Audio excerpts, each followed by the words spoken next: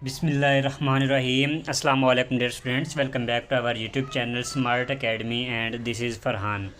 जी तो dear students, आज की इस वीडियो में हम आपके साथ AFNS का आज का टेस्ट एक्सपीरियंस शेयर करेंगे। AFNS इनिशियल टेस्ट एक्सपीरियंस 27 अगस्त 2026। आज के टेस्ट में आने वाले मुख्तलिफ टेस्ट सेंटर के ऊपर जो MCQs पूछे गए थे वो आपके साथ शेयर करेंगे। इसमें इंटेलिजेंस और एकेडमिक के मिक्स MCQs होंगे और जो हमारी ज़्यादातर फोकस होगा वो आपके एकेडमिक पार्ट के ऊपर होगा। एकेडमिक में जो है ना हम इंशाल्लाह सब चीज़ें कवर करने की कोशिश करेंगे। फ़िज़िक्स, केमिस्ट्री, बायोलॉजी और इंग्लिश, ये 4 सब्जेक्ट्स से जो है ना आपका जो टेस्ट होता है, एकेडमिक टेस्ट होता है, वो उनसे बनता है। तो चलते हैं जी, विदाउट वेस्टिंग एनी टाइम अपने टेस्ट को स्टार्ट करते हैं, अपनी इस वीडियो को स्टार्ट करते हैं। और जो बच्चे तैयारी करना चाह रहे हैं, टेस्ट के लिए नोट्स लेना चाह रहे हैं, तो आप जो है ना इस नंबर के ऊपर हमसे कांटेक्ट कर सकते हैं। इंशाल्लाह जो नोट्स वगैरह आपको प्रोवाइड किए जाएंगे 100% आपका टेस्ट इंशाल्लाह उसमें से क्लियर हो जाएगा। बाकी आपने अगर अभी तक हमारे इस यूट्यूब चैनल को सब्सक्राइब नहीं किया, चैनल को आपने लाजमी से सब्सक्राइब भी कर लेना है।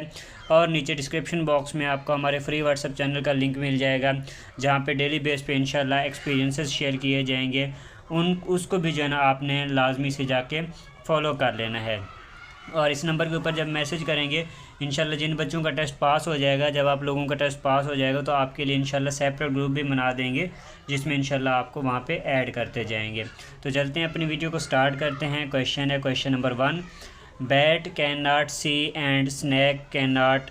अच्छा देखें, यहाँ पे बैट जो है हमारे पास, बैट कहते हैं चमगादड़, ठीक है। चमगादड़ जो है क्या करता है, कैन नॉट सी, ये देख नहीं सकता। A snake can not, snake जो है जो सांप होता है वो क्या करता है, हेयर वो सुन नहीं सकता, स्मेल वो सूंघ नहीं सकता, टेस्ट वो टेस्ट नहीं कर सकता, या फिर वाक क्या, या फिर वो वाक नहीं कर सकता। तो इसका जो राइट आंसर है ये है जी हमारे पास हेयर। जो सांप होता है वो सुन नहीं सकता, ठीक है। Bat can not see and snake can not here. चमगादड़ जो होता है वो देख नहीं सकता और जो सांप होता है वो सुन नहीं सकता। नेक्स्ट है हमारे पास question number 2, a triangular prism has how many faces.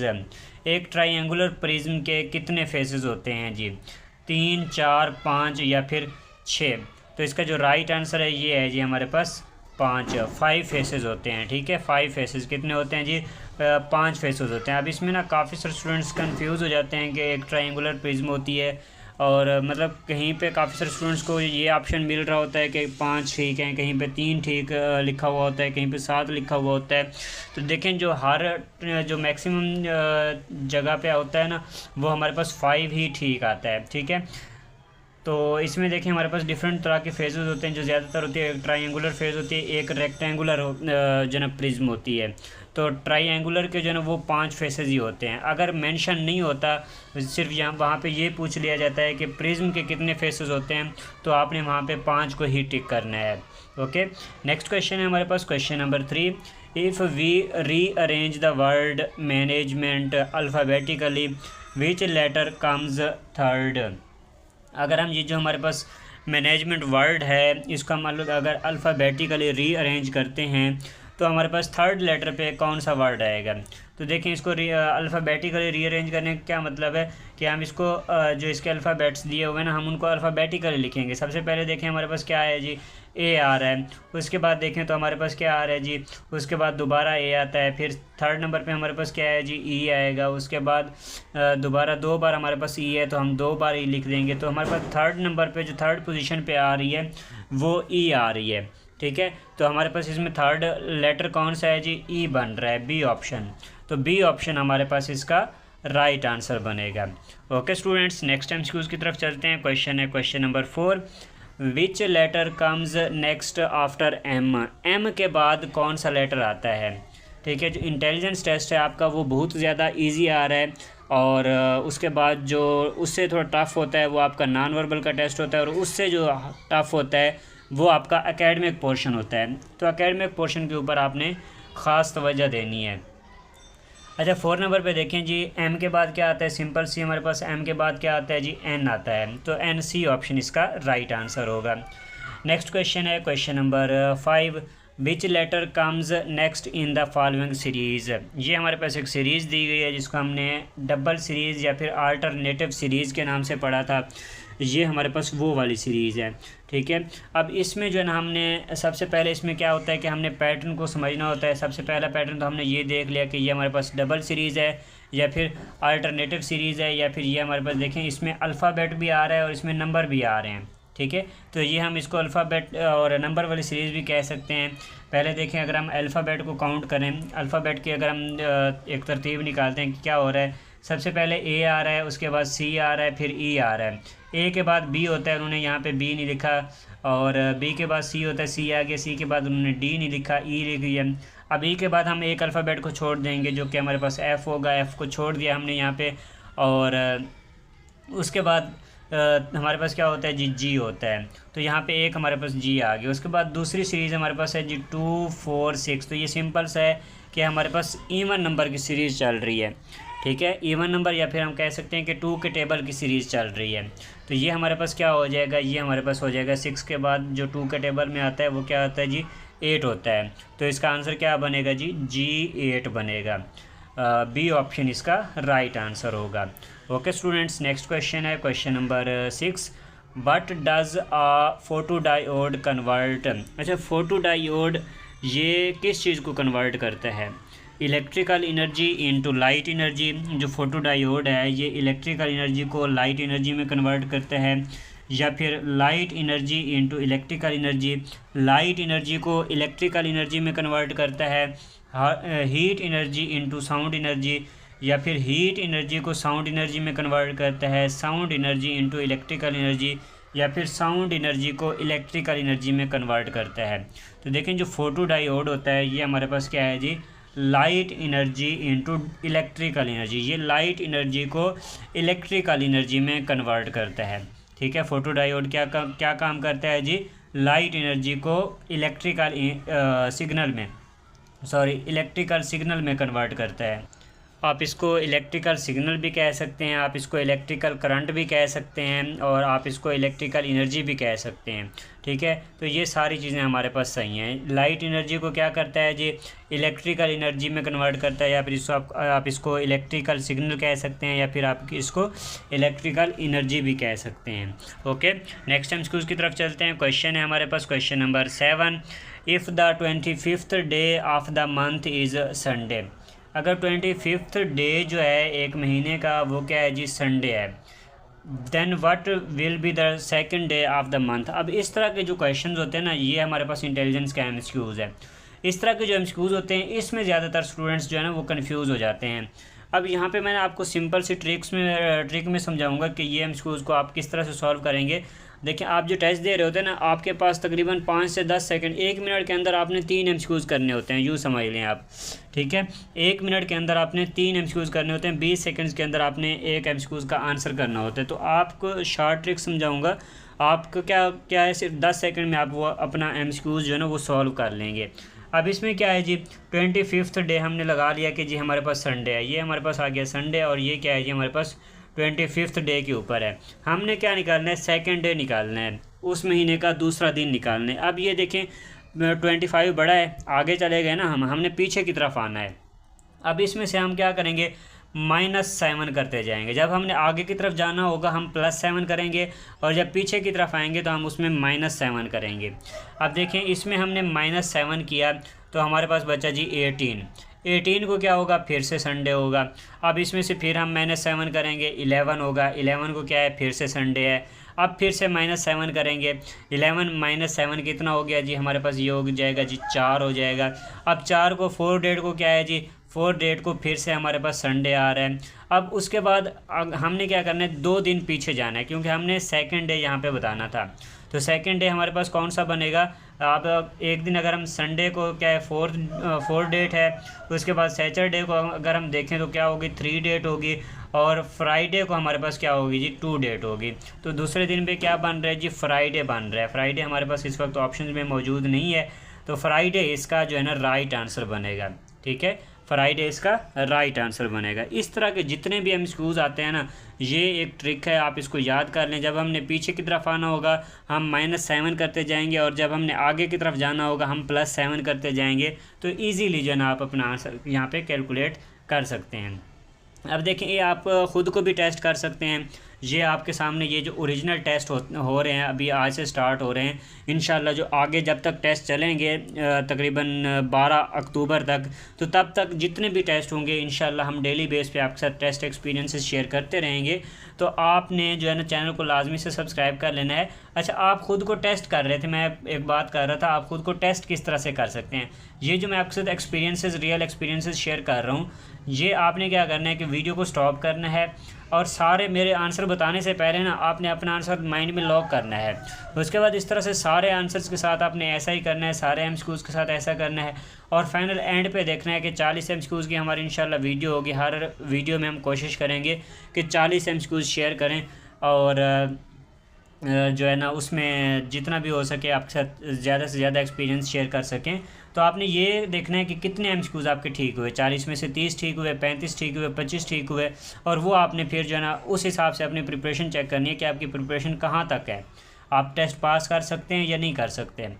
ठीक है, नेक्स्ट MCQs की तरफ चलते हैं। क्वेश्चन है हमारे पास 8, if yesterday was Monday then what day will be the day after tomorrow. अब ये देखें, एक हमारे पास ये डेट्स वाला होता है, ठीक है, इसमें हमारी डेट्स दी हुई होती हैं, और एक हमारे पास ये है जिसमें सिर्फ डेज़ मेंशन है। इसकी भी मैं आपको शॉर्ट ट्रिक बता रहा हूँ। ठीक है, इफ़ यस्टरडे वाज मंडे, कल क्या था जी, मंडे था। अब आप लेट कर लें, ठीक है, इसमें आपने लेट करना है कि कल क्या था जी, मंडे था।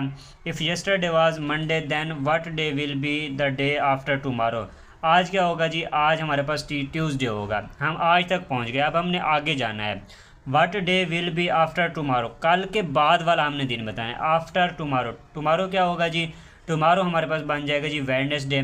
उसके बाद वाला हमने दिन बताना है, उसके बाद क्या बन जाएगा जी, थर्सडे बन जाएगा।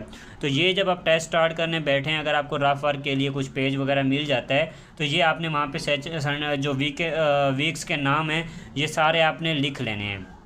ठीक है, तो हमारे पास यहाँ पे दिन कौन सा बन रहा है जी, थर्सडे बन रहा है। बी ऑप्शन हमारे पास इसका राइट आंसर बनेगा। नेक्स्ट MCQs की तरफ चलते हैं। क्वेश्चन है question number 9, a man walks 20 kilometre in 1 hour and 40 minutes. एक बंदा है जिसने 1 घंटा और 40 मिनट में 20 किलोमीटर कवर किए। How much will he take to walk 1 kilometre. तो वो 1 किलोमीटर कवर करने में उसको कितना टाइम लगेगा। देखिए सिंपल सा MCQs है, बिल्कुल सिंपल सा MCQs है। आप देखें ये हमारे पास 1 घंटा और 40 मिनट आ रहे हैं। 1 घंटे के अंदर कितने टाइम होता है जी, 60 मिनट्स होते हैं, और 40 minutes plus 40 is equal to 100। तो वो क्या है जी, 100 मिनट में उसने 20 किलोमीटर तय किया। अब हमने क्या करना है जी, 1 किलोमीटर का निकालना है कि 1 किलोमीटर वो कितने टाइम में कवर करेगा। अब 100 को अगर हम डिवाइड कर दें 20 पे तो हमारे पास क्या आ जाएगा जी, देखें ये 1 आ गया और ये 5 आ गया। तो वो एक मिनट में कितना कवर कर रहा है, 1 किलोमीटर जो कितना टाइम में कवर कर रहा है। तो 1 किलोमीटर कवर करने में उसको 5 मिनट्स लग रहे हैं। ठीक है, कितना टाइम लग रहा है जी, 5 मिनट लग रहे हैं। तो सी ऑप्शन यहाँ पे हमारे पास इसका राइट आंसर होगा। इस तरह से जो ना आपने ईजिली अपने क्वेश्चन का आंसर कर सकते हैं। नेक्स्ट है हमारे पास question number 10, if a helicopter needs 50 gallons to travel 320 kilometre. एक हेलीकॉप्टर है जिसको 320 किलोमीटर ट्रैवल करने के लिए 50 गैलन जो फ्यूल है वो रिक्वायर होता है। How many gallon will he it require to travel 700 kilometre. तो 700 किलोमीटर कवर करने में उसको कितने गैलन्स चाहिए होंगे। तो देखें अगर आप इसको डबल कर लें तो ये हमारे पास बन जाएगा जी 640। ठीक है, 640 गैलन किलोमीटर कवर करने में उसको कितना, क्योंकि गैलन्स भी आगे डबल हो जाएंगे, उसको कितने गैलन लगेंगे, 100 गैलन लगेंगे। अब जो हमारा आंसर होगा वो कितना होगा जी, वो हमारे पास इस तरह से होगा कि 100 से ऊपर होगा। अब अगर हम ऑप्शंस में चेक करें तो यहाँ पे सारे जो ऑप्शंस हैं ये हमारे पास 100 या फिर 100 प्लस ही हैं। अब दूसरी चीज़ हम यहाँ पे ये निकाल सकते हैं कि जो हमारे पास 320 है इसको हम डिवाइड कर दें 50 से, तो हम इस तरह से भी अपना आंसर कैलकुलेट कर सकते हैं कि उसको एक गैलन में जो है ना वो कितना कवर करता है। तो ये देखें 0 इसके साथ हम काट देंगे 5 ये जो है ना हमारे पास बन जाएगा। अगर हम इसको कैलकुलेट करें तो ये हमारे पास तकरीबन 6.4 बन जाएगा। ठीक है, आप 32 को 5 पे डिवाइड करें तो ये हमारे पास 6.4 बन जाएगा। मतलब वो 1 गैलन में 6.4 उसको जो है ना 1 गैलन में वो कितना कवर कर सकता है जी, 6.4 किलोमीटर कवर कर सकता है। अब हमने जो आगे 640 तक हम पहुंच गए थे, अब हमें आगे 60 का हमने निकालना है।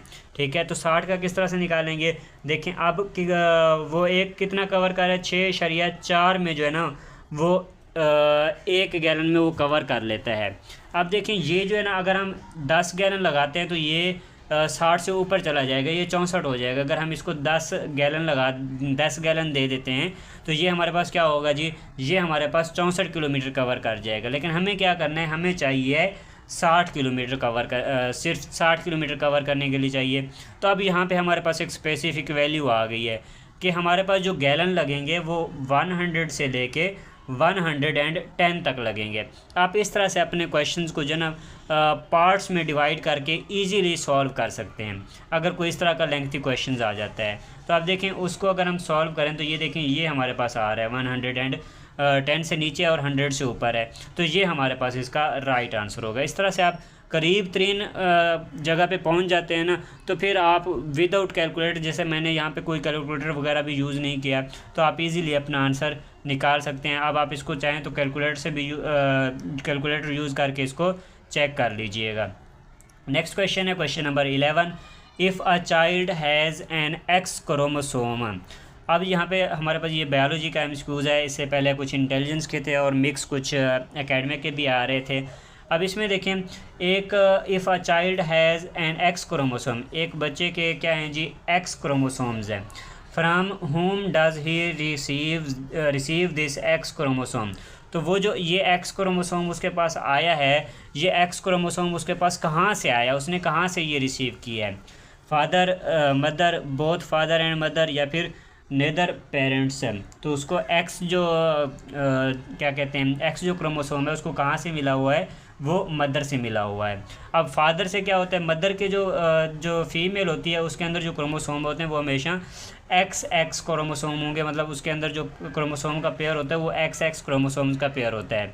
और फादर के अंदर जो फादर से जो उसको क्रोमोसोम मिलते हैं वो एक्स या फिर वाई क्रोमोसोम्स मिलते हैं। ठीक है, अब यहाँ पे देखें ये हमारे पास फादर से मिलते हैं और ये हमारे पास क्या होते हैं जी, मदर के पास होते हैं।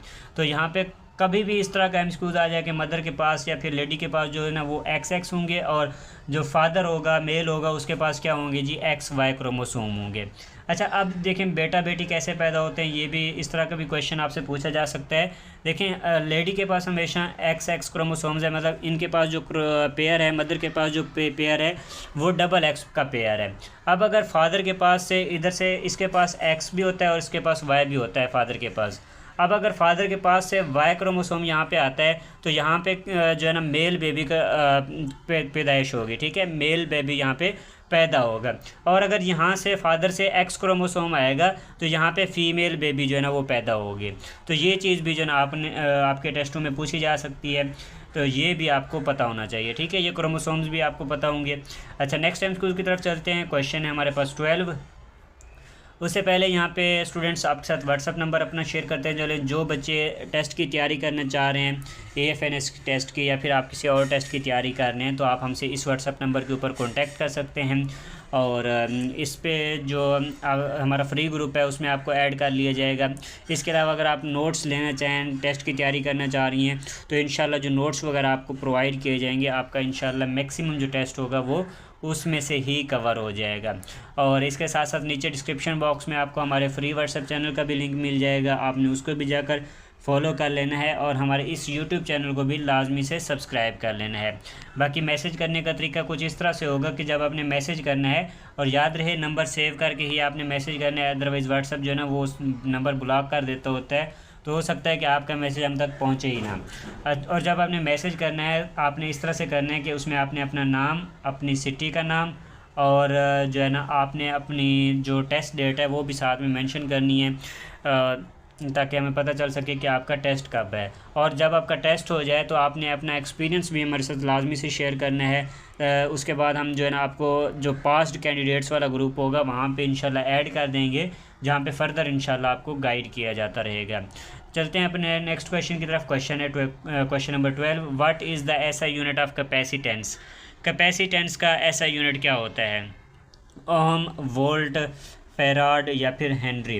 तो इसका जो राइट आंसर है ये है जी हमारे पास फेरेड। ठीक है, कैपेसिटेंस का ऐसा यूनिट क्या होता है जी? फेरेड होता है। ओम हमारे पास रेजिस्टेंस का यूनिट होता है, और वोल्ट हमारे पास पोटेंशियल डिफरेंस का यूनिट होता है, और इसी तरह से जो हेनरी है ये हमारे पास इलेक्ट्रिकल इंडक्टेंस का यूनिट होता है। इसका सिंबल जो है ना एच होता है। ठीक है, नेक्स्ट क्वेश्चन की तरफ चलते हैं। क्वेश्चन है हमारे पास question number 13, what is 25% of 200। 25% of 200 कितना होता है? देखें, इन इस तरह के जो एमसीक्यूज़ होते हैं इनके शार्ट ट्रिक्स ये हैं कि आपने इन दोनों को आपस में मल्टीप्लाई करना है और 100 पे डिवाइड कर देना है। ये देखें, ये 2 ज़ीरो इसके साथ कट जाएंगे। अब हमारे पास क्या बच गया? हमारे पास बच गया जी 25 मल्टीप्लाई बाई 2 कितना हो जाएगा जी? ये 50 हो जाएगा, 50 हो जाएगा। तो 25% ऑफ 200 कितना हो जाता है जी? 50 हो जाता है। सी ऑप्शन हमारे पास इसका राइट आंसर होगा। नेक्स्ट क्वेश्चन है question number 14, what is the result of 20 + 14 multiply by 2। तो ये वाला जो एमसीक्यूज़ है इसको आप डी मैथ्स लॉ से जो है ना सॉल्व करेंगे। सबसे पहले इसमें डिवीजन होती है, फिर मल्टीप्लिकेशन होती है, फिर एडिशन होती है, और फिर सब्सट्रैक्शन होती है। तो इसमें अगर हम देखें तो हमारे पास मल्टीप्लिकेशन और एडिशन हो रही हैं। तो पहले हम क्या करेंगे? मल्टीप्लिकेशन करेंगे, इनको आपस में मल्टीप्लाई करेंगे, उसके बाद जो आंसर आएगा उसके साथ प्लस कर देंगे। तो आप देखें, अगर हम इनको मल्टीप्लाई करें, पहले 20 है, 20 प्लस, अब ये 10 टू ज़ा कितना हो जाएगा? 20 हो जाएगा। ये आपस में प्लस हो जाएंगे, कितना हो जाएगा जी? 40 हो जाएगा। तो इसका आंसर क्या बनेगा जी? 40 बनेगा। ए ऑप्शन हमारे पास इसका राइट आंसर होगा। नेक्स्ट क्वेश्चन है question number 15, a man buys an article for ₹500। एक आदमी ने क्या किया जी? बाइज एन, एक आर्टिकल बाई किया फॉर ₹500, 500 रुपये में एक आर्टिकल बाई किया, एंड सेल्स इट फॉर ₹600, और उसको क्या किया जी? 600 रुपये में बेच दिया। What is his profit. अब उसको कितने रुपए का प्रॉफिट हुआ है। और ये प्रॉफिट जो है ना कभी कभी परसेंटेज में भी पूछा जा सकता है, और ये जो है ना हमने अपने स्टूडेंट्स को परसेंटेज में भी सारी चीज़ें की प्रैक्टिस करवाई हुई है। तो यहाँ पे उसको कितने रुपए का, यहाँ पे सिर्फ रुपीज़ का पूछा गया, तो कितने रुपीज़ का प्रॉफिट हुआ उसको? 100 रुपीज़ का प्रॉफिट हुआ। उसने 500 में ख़रीदा और 600 में बेच दिया। नेक्स्ट है हमारे पास question number 16, a person buys an article for ₹800 and sells it for ₹720, what is his percentage loss. अब देखें, यहाँ पे जो लॉस हुआ है ना वो परसेंटेज में पूछा जा रहा है। अब हम इसको क्या करें, किस तरह से निकालेंगे कि उसने कितना, उसको कितने परसेंट का लॉस हुआ। सबसे पहले देखें, यहाँ पे 800 रुपये का उसने लिया, और उसको जब बेचा तो 720 रुपये में बेचा।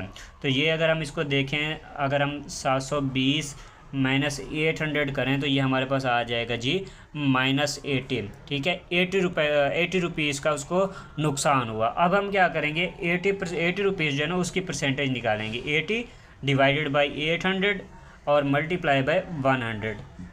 तो ये वाली जो 2 ज़ीरोज़ हैं ये इसके साथ कट जाएंगी। अब 8 1 ज़ा 8, 8 10 ज़ा 80, तो ये क्या आ गया जी? 10 आ गया। मतलब उसको कितने परसेंट का यहाँ पे लॉस हुआ है? उसको 10% का यहाँ पे लॉस हुआ है। ठीक है, कितने परसेंट का लॉस हो गया जी? यहाँ पे उसको 10%, उसको 10% का उसको यहाँ पे लॉस हो गया। नेक्स्ट क्वेश्चन है question number 17, if cat is coded as DBU then dog will be coded as. अच्छा देखें कि कैट को कोड किया गया जी DBU से, तो डॉग को किस तरह से कोड किया जाएगा? सिंपल सा एमसीक्यूज़ है जी। यहाँ पे जो कैट है सी की जगह पे उन्होंने डी लगा दिया, सी के बाद डी होता है तो सी की जगह पे डी लगा दिया। ए के बाद क्या लगाया? बी लगाया। ए की जगह पे बी लगा दिया, ए के बाद बी होता है, और टी के बाद यू होता है तो टी की जगह पे उन्होंने यू लगा दिया। तो हमें ये एक चीज़ समझ आ गई है, जिस चीज़ को भी हमने कोड करना होगा उसके जो बाद वाला अल्फ़ाबेट होगा वो हम उसकी जगह पे यूज़ कर लेंगे। अब अगर हम डॉग को इस तरह से कोड करें तो डॉग को डी की जगह पे हम क्या लगाएंगे? ई लगाएंगे, और ओ की जगह पे क्या लगाएंगे? ओ की जगह पे हम पी लगाएंगे, और फिर जी के जगह पे क्या लगाएंगे?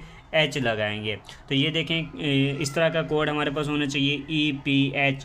ये कहाँ पे जी, ये हमारे पास ऑप्शन नंबर ए पे मौजूद है, तो ऑप्शन नंबर ए हमारे पास इसका राइट आंसर बनेगा, EPH।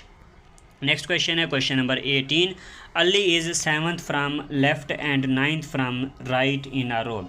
अच्छा, अली जो है ये क्या है जी, 7th फ्राम लेफ़्ट है। लेफ़्ट से अगर हम काउंट करेंगे तो ये हमारे पास अली 7th पोजीशन पे खड़ा होगा, and right from and 9th from left. और अगर हम राइट तरफ से काउंट करेंगे तो ये हमारे पास 9 पोजीशन पे खड़ा होगा। How many persons are there in the row. अब रो में टोटल कितने पर्सनस हैं।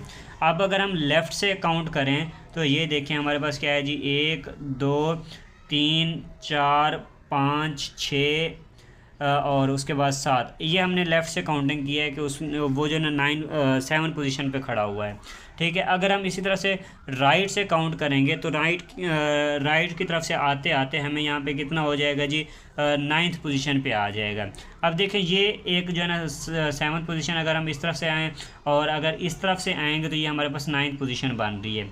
तो ये एक अगर हम पोजीशन निकाल लें तो बाकी इस तरफ हमारे पास कितने बच गए हैं, 6 बच गए हैं, और इस तरफ हमारे पास कितने बच गए हैं, इस तरफ हमारे पास 8 बंदे बच गए हैं। तो ये देखें 6 + 8 करेंगे तो हमारे पास कितना हो जाएगा, 14 हो जाएगा। और एक पोजीशन ये वाली है जो कि कॉमन पोजीशन है, +1 करेंगे तो ये हमारे पास कितना हो जाएगा, 15 हो जाएगा। तो देखें बिल्कुल इतना, ये अगर आप वैसे देख रहे होंगे तो ये हमको बहुत ज़्यादा टफ लग रहा था। अगर किसी ने, मैंने जैसे आपको बोला था कि आपने प्रैक्टिस के लिए वीडियो को स्टॉप करके ख़ुद कैलकुलेट करने कि आपको इसका आंसर पता है या नहीं पता, आता है या नहीं आता, तो आप अभी तक भी सोच रहे होंगे, काफ़ी टाइम लग गया होगा अगर आपने ये प्रैक्टिस किया है, ठीक है। तो ये देखें इस तरह से सिंपल ट्रिक्स से जो है ना आप इनको बहुत जल्दी बहुत आसानी से जो है ना सॉल्व कर सकते हैं। तो इसका आंसर हमारे पास क्या बनता है जी, 15 बनता है। ओके, नेक्स्ट क्वेश्चन की तरफ चलते हैं। क्वेश्चन है हमारे पास question number 19। A is taller than B and B is taller than C. Who is the shortest?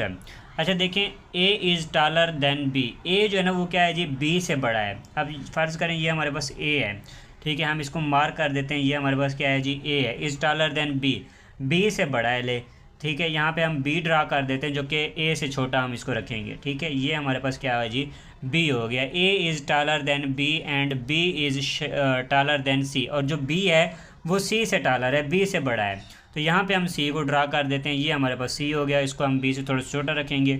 अब हमने यहाँ पे ये बताना है कि इनमें से शॉर्टेस्ट कौन सा है, इनमें से छोटा, सबसे छोटा जो है ना कौन सा है। तो देखें A जो है ना सबसे बड़ा है, उसके बाद B बड़ा है और उसके बाद C। तो C जो है ना हमारे पास यहाँ पे सबसे छोटा है। देखें बिल्कुल आपको शेप में भी नज़र आ रहा होगा, ये मैंने शेप्स इसलिए ड्रा की हैं ताकि आपको MCQs जो है ना वो आसानी से समझ में आ सके, ठीक है। तो देखें C जो है ना वो सबसे बड़ा है और A जो है ना, C जो है ना सबसे छोटा है और A जो है वो सबसे बड़ा है।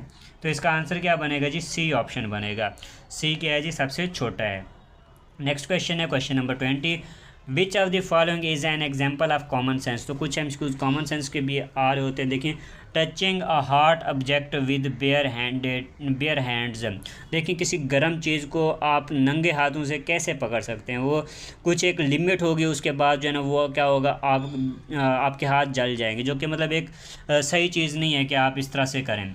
Looking both ways before crossing a road. एक रोड को क्रॉस करने से पहले, ये हमारे पास एक रोड है, ठीक है, और आप जो है ना यहाँ पे खड़े हुए हैं और आपने क्या करना है, यहाँ पे दोनों तरफ देखना है कि ट्रैफिक को देखना है, उसके बाद ही आपने रोड क्रॉस करना है, ठीक है। Moving walking into a moving vehicle, ठीक है। अब देखें ये तो मूविंग व्हीकल मतलब एक चलती हुई गाड़ी में आप वॉक कैसे कर सकते हैं, ये भी कोई कॉमन सेंस नहीं है। इग्नोरिंग अ वार्निंग साइन, एक वार्निंग साइन है वो आप उसको इग्नोर कर रहे हैं, तो ये भी कोई अच्छी चीज़ नहीं है, ठीक है। तो कॉमन सेंस हमारे पास क्या है जी, कॉमन सेंस का MCQs जो राइट आंसर है वो हमारे पास ये है जी, looking both ways before crossing a road. तो इसमें जो ना स्टेटमेंट थोड़ी बहुत चेंज हो सकती है, जो ऊपर क्वेश्चन जैसे मैंने 20 में ये लिखा हुआ है कि कौन सी जो है कॉमन सेंस की एग्जांपल है, तो यहाँ पे थोड़ी बहुत चेंजिंग हो सकती है। बाकी नीचे ऑप्शंस में आपके पास इस तरह के MCQs होंगे, जैसे जो है ना इस तरह का MCQs आ सकता है कि हम अपने बच्चों को स्कूल क्यों भेजते हैं। एक इस तरह का भी MCQs आता होता है कि दूध को गर्म क्यों किया जाता है। ठीक है। तो एक और भी इस तरह का एमसीक्यूज आता है कि गाड़ी के जो है ना शीशे क्यों होते हैं, गाड़ी में जो है ना वो शीशे क्यों उन्होंने लगाए होते हैं, साइड मिरर होते हैं वो क्यों लगे हुए होते हैं। तो ये सारे क्या हैं जी, ये हमारे पास सारे कॉमन सेंस के एमसीक्यूज बनते हैं। नेक्स्ट है हमारे पास question number 21, if clock shows 300 what is the angle between the hour and minute hands. तो इसके अंदर जो है ना एंगल क्या बनेगा। अब इस तरह के स्कूल में भी काफ़ी स्टूडेंट्स कंफ्यूज हो जाते हैं। तो देखिए यहाँ पे अब जो है ना हमें टाइम बताया गया कि पूरे 3 हो रहे हैं, ठीक है, पूरे 3 हो रहे हैं। अब यहाँ पे हमने क्या बताना है, between the hour and time minute, और जो उसके अंदर जो सुइयाँ होती हैं ना हमने उसका एंगल बताना है कि उसके अंदर एंगल कितने का बन रहा होगा। फ़र्ज़ करें ये हमारे पास जो है ना वॉच है, ठीक है, ये हमारे पास क्या है जी, वॉच है। अब इसके अंदर हम अगर चाहें तो ये हमारे पास जो है ना दरमियान वाली, अब एक जो है ना बड़ी सुई वो यहाँ पे है और जो छोटी सुई है वो यहाँ पे है, क्योंकि पूरे 3 हो रहे हैं। अब यहाँ पे क्या है जी 3 बज रहे हैं और इधर क्या है जी 12 लिखा हुआ है। तो ये हमारे पास जो है ना इसका एंगल बनेगा। अब यहाँ पे आप देखें कि ये जो एंगल यहाँ पे बन रहा है ये कितने डिग्री का एंगल बन रहा है। ऑप्शन में अगर आप देखें तो डिग्रीज़ में पूछा जा रहा है कितने डिग्री का एंगल बन रहा है, 60 डिग्री, 90 डिग्री, 120 डिग्री या फिर 180 डिग्री। तो ये हमारे पास कितना बनेगा, ये हमारे पास बन रहा है जी 90 डिग्री, ठीक है। कितने डिग्री का बन रहा है जी, 90 डिग्री का बन रहा है। नेक्स्ट एमसीक्यूज है क्वेश्चन नंबर 22। अब यहाँ से जो आगे जितने भी एमसीक्यूज हैं सारे के सारे एकेडमिक के एमसीक्यूज हैं। ऊपर एकेडमिक और इंटेलिजेंस के मिक्स एमसीक्यूज चल रहे थे। वीडियो काफ़ी लंबी हो गई है, बाकी आपने नीचे कमेंट में मुझे बताना है कि वीडियो इतनी लंबी होनी चाहिए कि नहीं होनी चाहिए, और इतने एमसीक्यूज हम शेयर करें कि नहीं किए करें। जैसे आज 40 मिनट 40 एमसीक्यूज की वीडियो बना रहे हैं, और इसमें काफ़ी सारे हम, जैसे पहली वीडियो भी है तो काफ़ी सारे एक्स्ट्रा एमसीक्यूज भी आपके साथ शेयर कर रहे हैं जो कि आने वाले टेस्टों में आपके पास आ सकते हैं। अच्छा, क्वेश्चन नंबर 22 है जी, a mirror image of an object is formed by. एक मिरर इमेज जो है ना एक ऑब्जेक्ट की वो किस तरह से बनती है, वाटर में बनती है, प्लेन मिरर में बनती है, लेंस ओनली, या फिर शेडो में बनती है। तो इसका क्या आंसर बनेगा, इसका बनेगा जी प्लेन मिरर। जो उसकी मिरर इमेज होगी, जैसे कि मिरर इमेज मिरर से शो हो रहा है, तो ये कहाँ पे बनेगी जी, प्लेन मिरर में बनेगी, शीशे में बनेगी, आईने में बनेगी। नेक्स्ट हमारे पास है question number 23, which organelle is known as the power house of the cell. ये बहुत ज़्यादा इंपॉर्टेंट एमसीक्यूज है अकेडमी की। अगर हम बात करें तो ये एमसीक्यूज तकरीबन हर बच्चे के टेस्ट में आया हुआ होता है। अच्छा, आज जो है ना कुछ बच्चे शिकायत भी कर रहे थे कि उनके जो टेस्ट हो रहे हैं, टेस्टों में क्या है कि ऊपर जो स्टेटमेंट है, जैसे कि ये हमारे पास क्या है जी बायोलॉजी का एमसीक्यूज है, which organelle is known as power house of the cell. ये हमारे पास बायोलॉजी का एमसीक्यूज है, और नीचे इसका जो आंसर बनता है वो न्यूक्लियस, राइबोसोम, माइटोकॉन्ड्रिया या फिर गोल्गी एपरेटस। तो ये हमारे पास क्या है जी माइटोकॉन्ड्रिया इसका राइट आंसर है। लेकिन ऑप्शंस में राइट आंसर मौजूद ही नहीं है। ऑप्शंस देखें, जैसे ये सारे जो ना जो एमसीक्यूज हैं ऑप्शन मैंने यहाँ पे दिए हुए हैं ना, ये बायोलॉजी के रखे हुए हैं। लेकिन स्टूडेंट्स के काफ़ी सारे स्टूडेंट्स के मुताबिक कि आधे एमसीक्यूज, आधे से ज़्यादा एमसीक्यूज जो है ना आंसर में क्या होता है जी जैसे ऊपर क्वेश्चन बायोलॉजी का है, नीचे ऑप्शंस में फ़िज़िक्स के जो 4 ऑप्शंस होंगे वो फ़िज़िक्स के होंगे, केमिस्ट्री के होंगे। इस तरह जो है ना एकेडमिक में जो है ना काफ़ी सारे बच्चों को मसला आ रहा है। तो आपने कोशिश करनी है अच्छे से तैयारी करके जाएँ, और दुआ करें कि आपके पास इस तरह का कोई इशू ना बने और आपका टेस्ट पास हो जाए। नेक्स्ट क्वेश्चन है question number 24, which organelle controls most activities of the cell. अच्छा, कौन सी ऑर्गेनेली है जो कंट्रोल करती है most activities of the cell की ज़्यादातर एक्टिविटीज़ को जो है ना कंट्रोल करती है। न्यूक्लियस, लाइजोसोम, वैक्यूल, या फिर हमारे पास डी ऑप्शन पे है जी राइबोसोम। तो इसका जो राइट आंसर है ये है जी हमारे पास न्यूक्लियस। न्यूक्लियस क्या करती है जी, controls the most activities of the cell की मैक्सिमम एक्टिविटीज़ को कंट्रोल करती है। ओके स्टूडेंट्स, एक बार यहाँ पे अगेन आपको व्हाट्सअप नंबर भी शो हो जाएगा। अगर कोई बच्चा अपना एक्सपीरियंस भी आपने इस नंबर के ऊपर शेयर करना है, और तैयारी के लिए भी जो है आपने हमसे इस नंबर के ऊपर ही कॉन्टैक्ट करना है व्हाट्सअप के ऊपर। नेक्स्ट क्वेश्चन है क्वेश्चन नंबर 25। अब यहाँ से एकेडमिक एमसीक्यू स्टार्ट हो रहे हैं तो ज़्यादा टाइम नहीं लगेगा, हम जो है इंशाल्लाह बहुत जल्दी अपनी ये जो वीडियो है इसको कवर कर लेंगे। तो आपने वीडियो को एंड तक वॉच करना है, और साथ में अगर अभी तक जिन बच्चों ने चैनल को सब्सक्राइब नहीं किया, चैनल को आपने लाजमी से सब्सक्राइब भी करना है, और वीडियो को अपने फ्रेंड्स वगैरह के साथ शेयर भी करना है।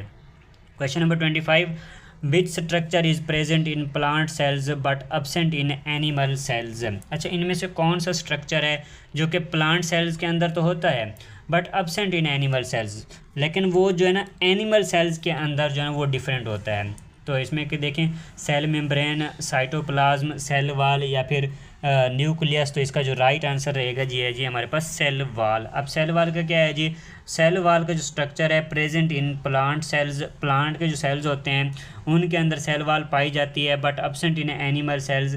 एनिमल जानवरों के जो सेल्स होते हैं उनके अंदर, जानवरों का जो स्ट्रक्चर होता है उनके अंदर सेल वाल नहीं होती। ठीक है, नेक्स्ट टाइम स्कूल की तरफ चलते हैं। क्वेश्चन है question number 26, which disease is caused bye a virus. इनमें से कौन सी डिजीज़ एक ऐसी डिजीज़ है जो कि वायरस की वजह से होती है। मलेरिया, ट्यूबरकुलोसिस, डेंगू या फिर टाइफाइड। तो इसका जो राइट आंसर है ये है जी हमारे पास डेंगू वायरस, जिसको आपने सुना ही होगा। डेंगू वायरस अक्सर जो मच्छर, डेंगू मच्छर के काटने से होता है, जिसको आप डेंगू वायरस कहते हैं। ठीक है, डेंगू बुखार कहते हैं। तो ये क्या होता है जी, ये जो वायरस है वो किस वजह से होता है जी, डेंगू वायरस की वजह से होता है। नेक्स्ट क्वेश्चन है हमारे पास question number 27, malaria is caused by. अच्छा, मलेरिया किस वजह से होता है, वायरस की वजह से होता है या फिर कोई बैक्टीरियम होता है या फिर ये कोई प्लाज्मोडियम है या फिर फंगस है। तो इसका जो राइट आंसर है ये है जी हमारे पास प्लाज्मोडियम। बैक्टीरिया जो मलेरिया है ये क्या है जी, ये प्लाज्मोडियम है, और जो डेंगू है ये क्या है जी, वायरस है। नेक्स्ट क्वेश्चन है question number 28, dengue is transmitted mainly by. अच्छा देखें, जिन टॉपिक से मैं एमसीक्यूज़ यहाँ पे आपके साथ शेयर कर रहा हूँ ना, आपने ये पूरे के पूरे टॉपिक्स भी अच्छे से कवर करके जाने हैं। ठीक है, हो सके तो पूरा का पूरा जिस चैप्टर से एमसीक्यूज़ लिया गया है वो आप पूरा का पूरा चैप्टर ही कवर कर लें। ठीक है। अच्छा, question number 28, dengue is transmitted mainly by. Dengue जो है ये कहाँ पे पाए जाते हैं मोस्टली, जो है डेंगू वायरस जो है ना ये कहाँ से फैलता है। House fly, female Aedes mosquito, male Anopheles mosquito या फिर टिक। तो ये जो है ना फीमेल एडिस मॉस्किटो, जो फीमेल डेंगू मच्छर होती है ना ये उससे फैलता है। जो डेंगू वायरस निकलता है ये फीमेल मच्छर के काटने से फैलता है। नेक्स्ट टाइम स्कूल है question number 29, tuberculosis is caused bye. Tuberculosis ये किस वजह से होती है जी, वायरस की वजह से होती है, बैक्टीरियम की वजह से होती है, प्रोटोजोन की वजह से होती है या फिर फंगस की वजह से होती है। तो ये क्या है जी, ये बैक्टीरियम की वजह से होती है। ठीक है, is caused by bacterium. B option इसका राइट आंसर बनेगा। नेक्स्ट क्वेश्चन है question number 30, the modern periodic table is arranged accordingly to increase. अच्छा, ये एमसीक्यूज हमारे पास क्या है जी, पीरियोडिक टेबल से लिया गया है। तो पीरियोडिक टेबल भी मैंने आपके साथ ऑलरेडी शेयर की हुई थी, तो पीरियोडिक टेबल भी आप लोगों ने अच्छे से कंप्लीट कवर करके जानी है। उसके एमसीक्यूज भी मैंने बनाए हुए हैं, बना के शेयर किए हुए थे कंप्लीट फाइल, और जो कंप्लीट पीरियोडिक टेबल है वो भी आपके साथ शेयर की हुई है। अच्छा, जो मॉडर्न पीरियोडिक टेबल है इसको अरेंज किया गया, किस हिसाब से अरेंज किया गया जी, अकॉर्डिंग टू इंक्रीजिंग। कौन से इंक्रीजिंग के हिसाब से इसको जो है ना अरेंज किया गया है, atomic mass, atomic number, number of neutrons या फिर अटामिक साइज़। तो इसका जो राइट आंसर है ये है जी हमारे पास अटामिक नंबर। इसको अटामिक नंबर की बुनियाद पे, अटामिक नंबर की बेस पे मॉडर्न पीरियोडिक टेबल को अरेंज किया गया है।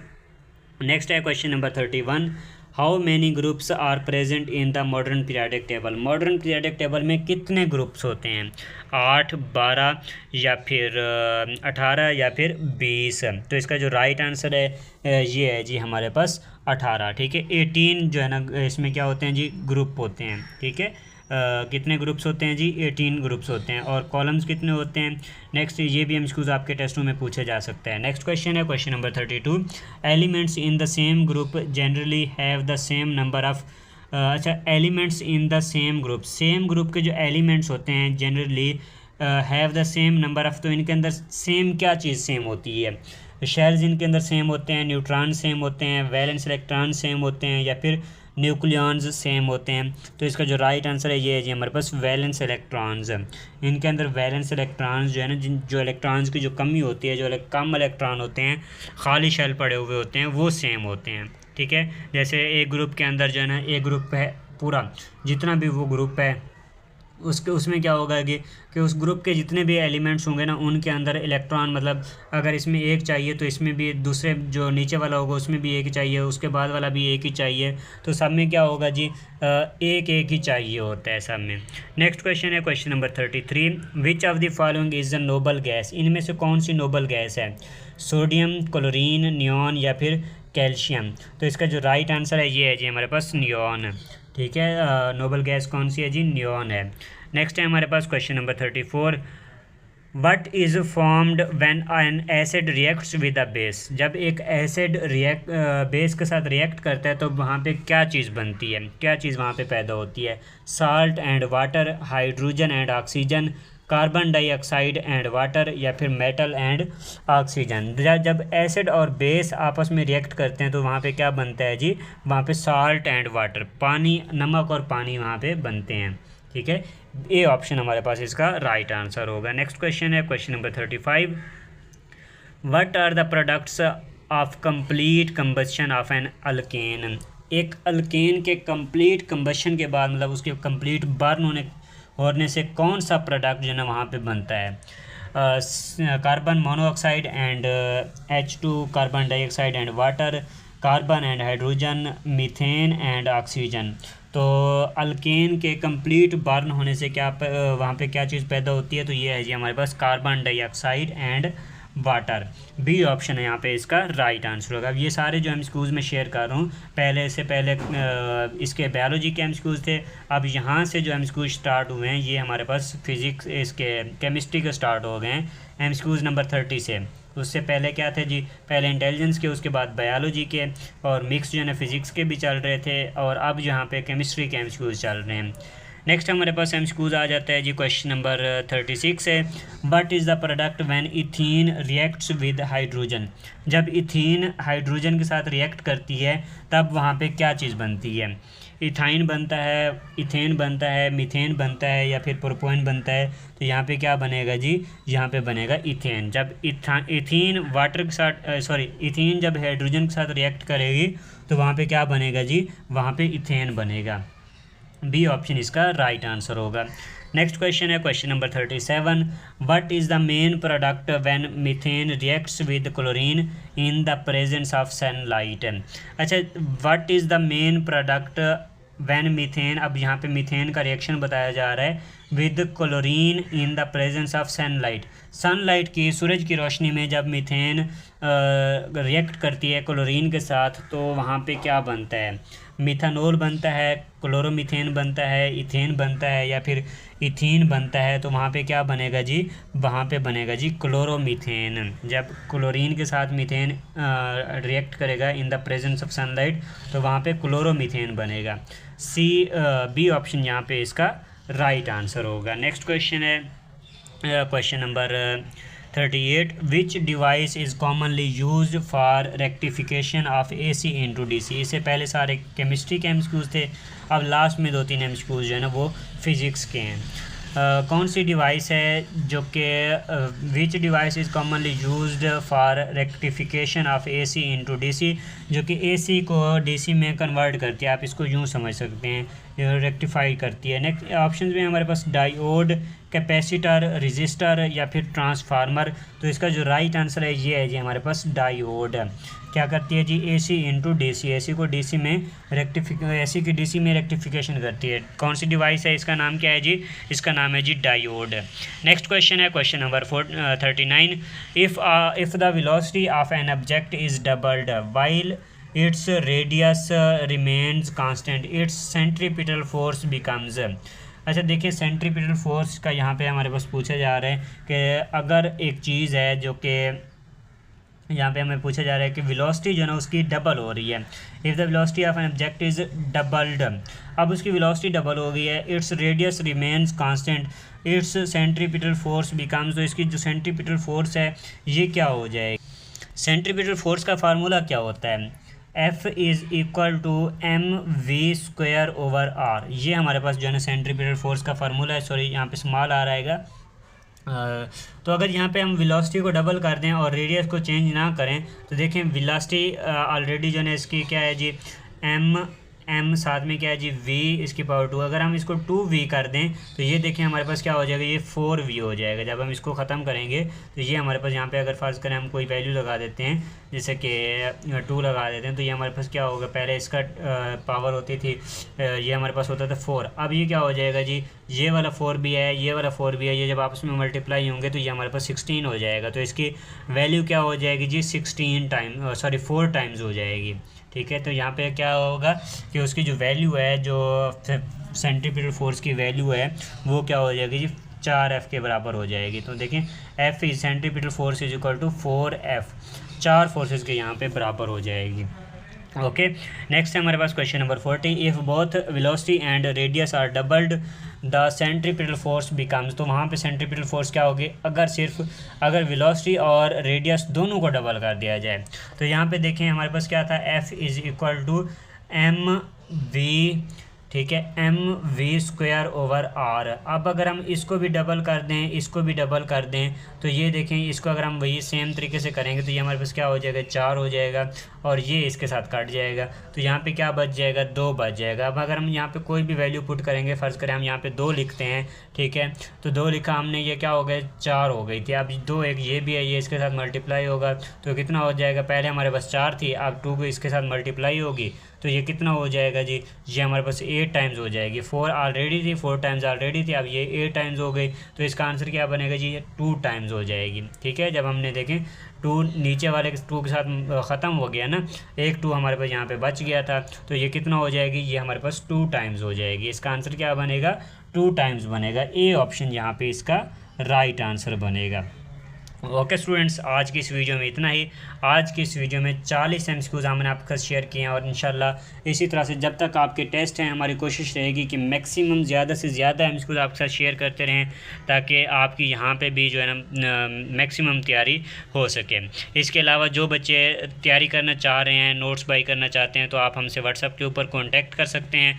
ये हमारा व्हाट्सअप नंबर है। इसके बाकी मैसेज करने का तरीका भी आपको बता दिया था, उस तरह से ही आपने मैसेज करना है। और यहाँ तक जिन बच्चों ने वीडियो को देख लिया है तो आपने नीचे कमेंट में डन लाजमी लिखना है। ओके, और चैनल को लाजमी से सब्सक्राइब कर लें। नीचे डिस्क्रिप्शन बॉक्स में आपको हमारे फ्री व्हाट्सएप चैनल का भी लिंक मिल जाएगा, आपने उसको भी जाकर लाजमी से फॉलो कर लेना है। Okay students, thanks for watching. मिलते हैं अपनी नेक्स्ट वीडियो में। दुआओं में याद रखिएगा। अल्लाह हाफिज़।